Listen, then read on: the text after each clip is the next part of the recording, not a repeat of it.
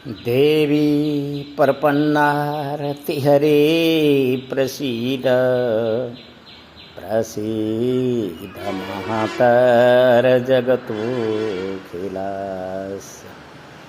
प्रसीद विश्वेश्वरि पाहि विश्वं त्वमीश्वरी देवी चराचरस्य। आज 2079 वैशाख 25 गते आइतबार रविवार। आज रवि सप्तमी हुनाले आज मैले जुन दैवी कला दैवी सिद्धि अनुसन्धान वर्ष 2079 साथ मैले सर्वप्रथम श्री सूर्यदेव जो हामी सबैका लागि साक्षात देवता हुनुहुन्छ, जैविक जगतको विज्ञानबाट हेरियो भने सूर्य देवता प्राणी मात्रको आश्रय स्थान पनि हुन् भन्ने कुरालाई सबैले बुझ्नुपर्ने हुन्छ। हामीले ईश्वर खोजौँ, हामीले ईश्वरलाई देख्न खोजौँ, हामीले हाम्रो वैदिक शास्त्रलाई केलाएर हेरौँ र ती वैदिक शास्त्रका मूल्य र मान्यताहरू र आजको हाम्रो वर्तमान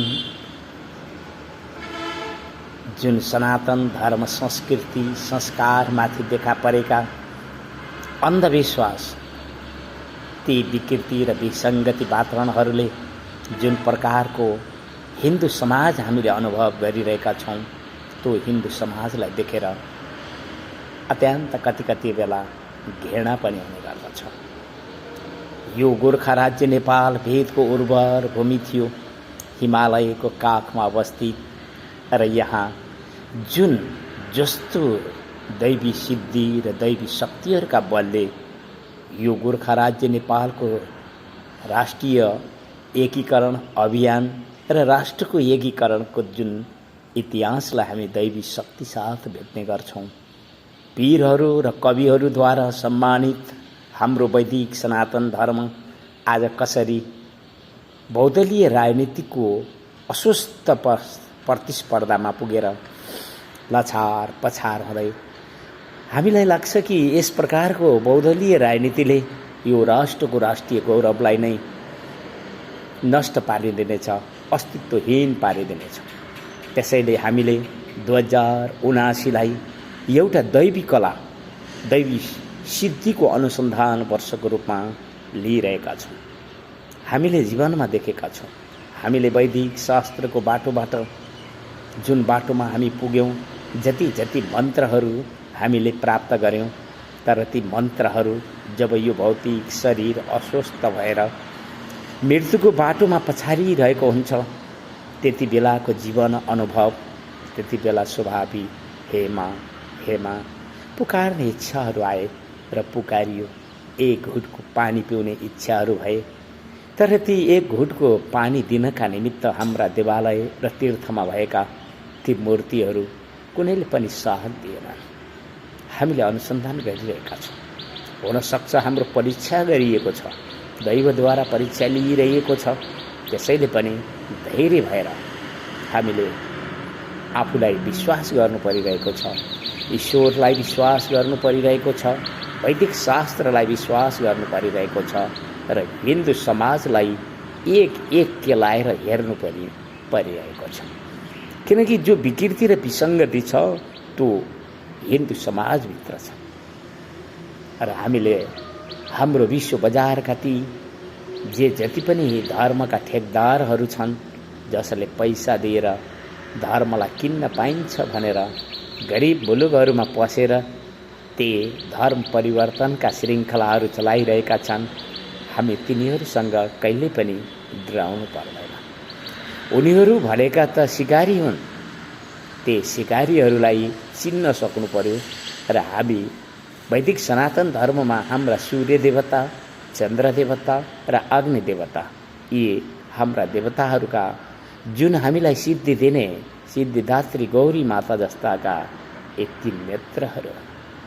तीन नेत्रहरूमा सूर्य बुद्धि तरफबाट चन्द्र मनको तर्फबाट र अग्नि बलको तर्फबाट उपस्थित हुने गरेको पनि हामीले भेटिरहेका छौँ।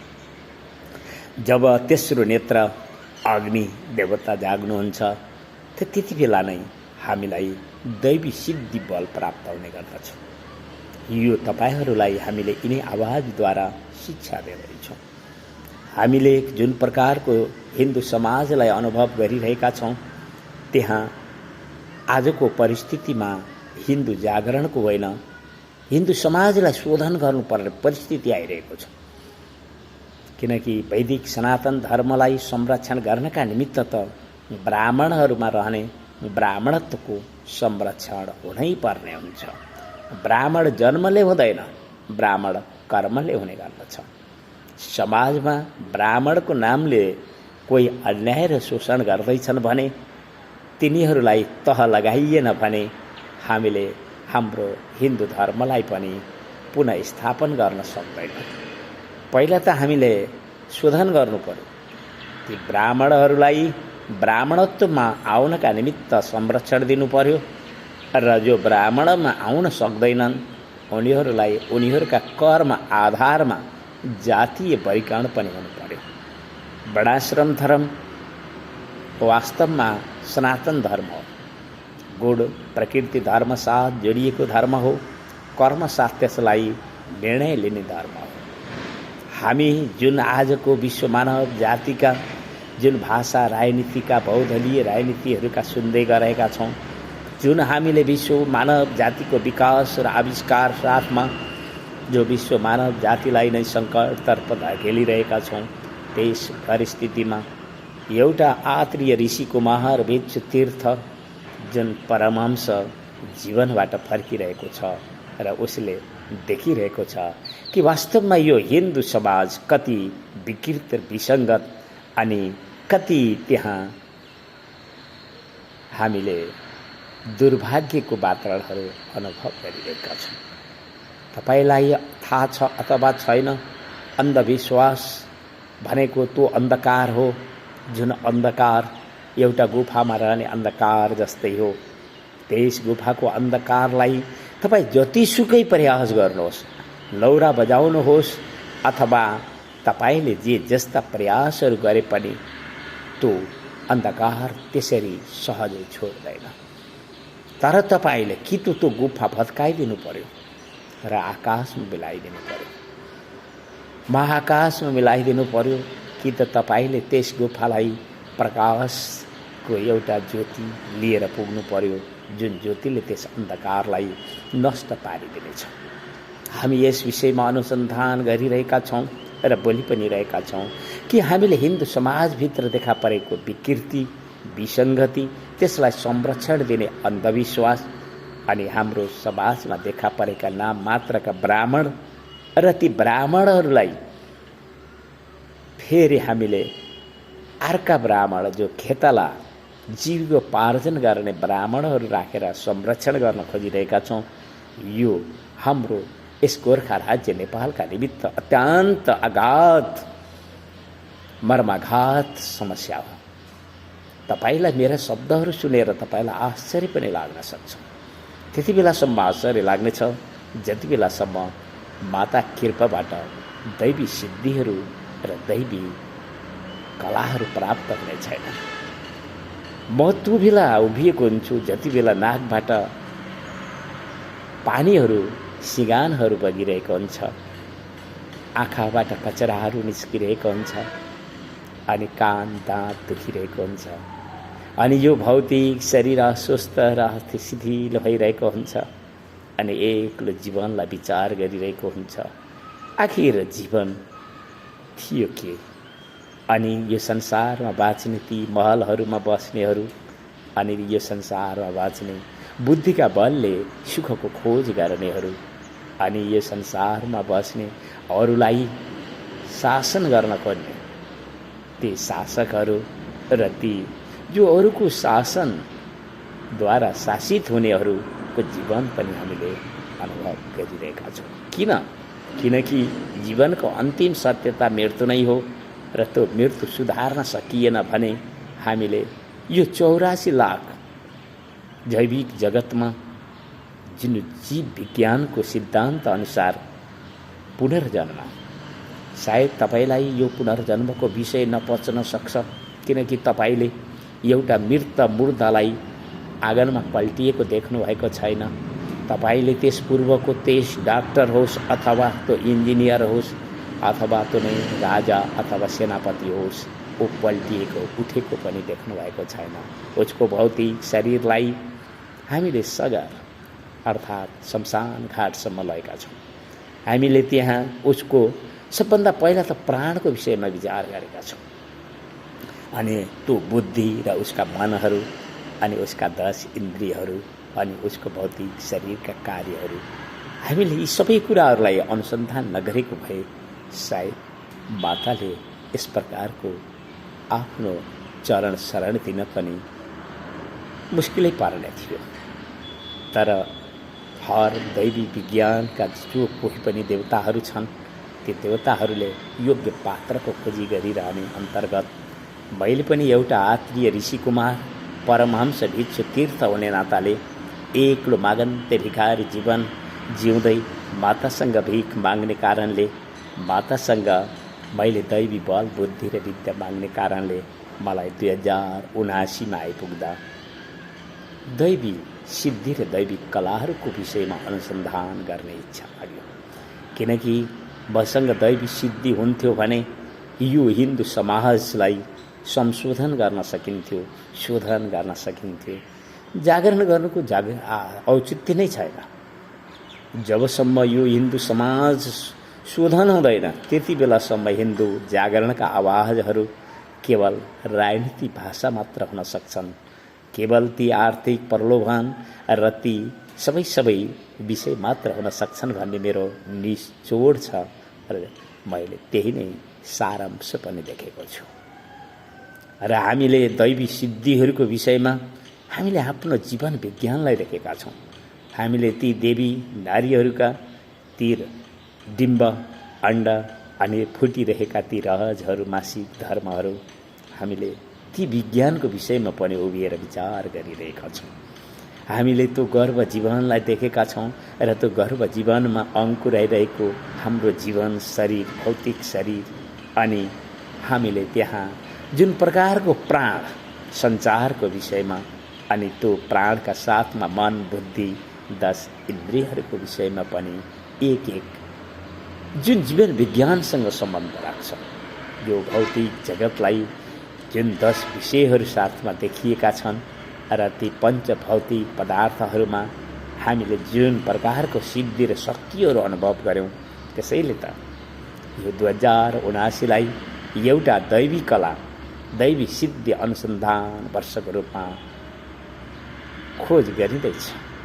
माताका आशीर्वाद र कृपा भए भने अवश्यमेव त्यो प्राप्त पनि हुनेछ र यो गोर्खा राज्य नेपाल वेदको उर्वर भूमि हो भन्ने कुरालाई आत्रेयहरूले पहिलेदेखि नै सिद्ध गरेर देखाइरहेका छन् भने यस आत्रेय ऋषिकुमार परमहंस भिक्षु तीर्थले पनि त्यो सत्यतालाई यस राज्यको पोखरिएको अस्वस्थ राजनीति, बहुदलीय राजनीतिलाई मिल्काउँदै हामीले त्यस्तो नेपालीहरूलाई जीवन दिन जाँदैछौँ जुन जीवन कि हामीले राष्ट्रभक्तिका साथमा उभिनुपर्छ, हामी हाम्रो मानव जीवनका साथमा उभिनुपर्छ।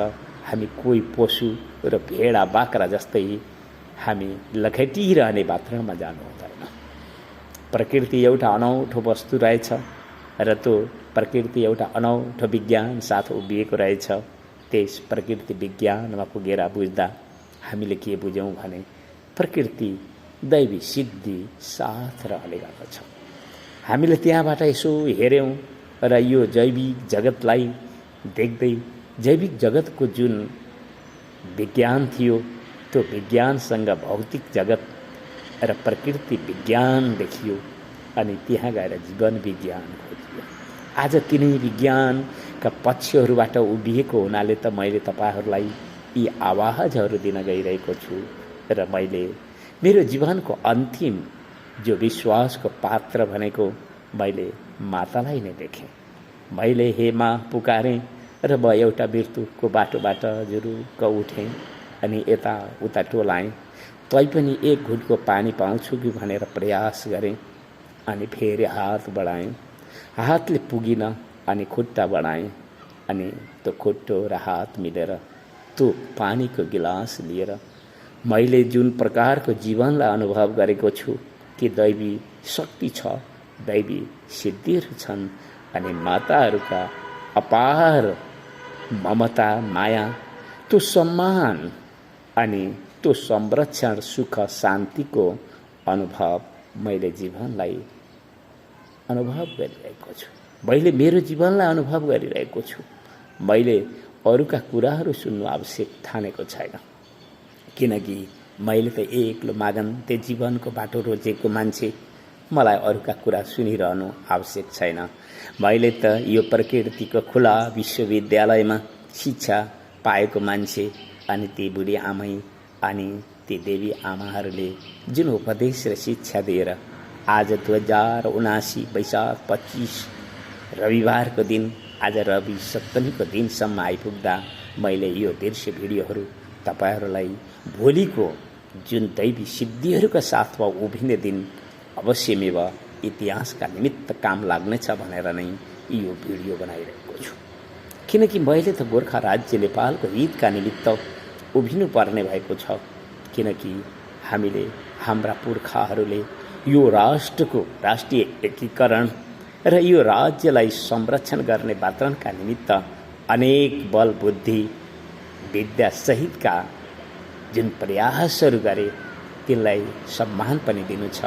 र मैले मेरो वैदिक सनातन धर्म संस्कृतिसँग के कस्तो शक्ति छ, दैवी शक्ति र सामर्थ्यहरू हामी देखाउन सक्छौँ कि सक्दैनौँ भन्ने विषयमा पनि अनुसन्धान गर्नु परिरहेको छ भन्दै मैले यो विश्व मानव जातिलाई सिर्जना गर्ने ती देवी आमाहरू सबैलाई उनका वरद हातमा नतमस्तक शिर झुकाउँदै म वैदिक विज्ञानको त्यो दैवी सिद्धि र दैवी कलाहरूको जुन अनुसन्धान गर्न गइरहेको छु।